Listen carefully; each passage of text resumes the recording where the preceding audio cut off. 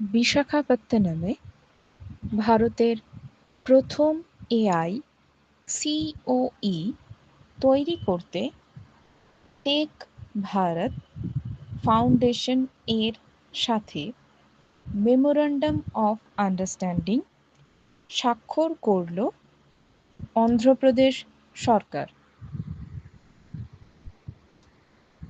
নেপালের প্রধানমন্ত্রী পদ থেকে পদত্যাগ করলেন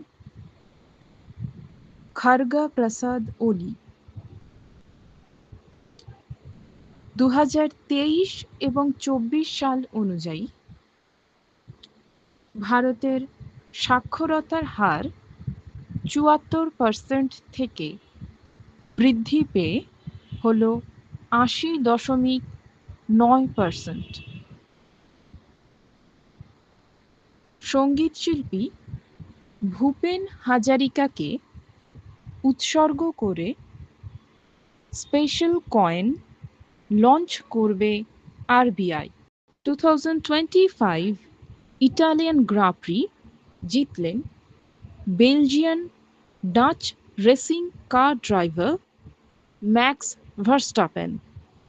CAFA নেশনস কাপ 2025 এ ব্রোঞ্জ মেডেল জিতল ভারতীয় টিম। রাশিয়ার তৈরি এন্টেরোমিক্স নামক ক্যান্সার ভ্যাকসিন প্রাথমিক পরীক্ষায় 100% কার্যকারিতা দেখিয়েছে। তিরুপতিতে স্পেস সিটি তৈরি করবে অন্ধ্রপ্রদেশ সরকার।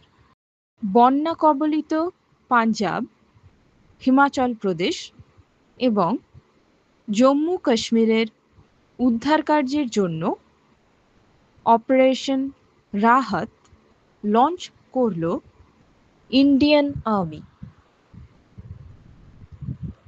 ভারতের নতুন উপরাষ্ট্রপতি পদে নির্বাচিত হলেন CP রাধাকৃষ্ণন।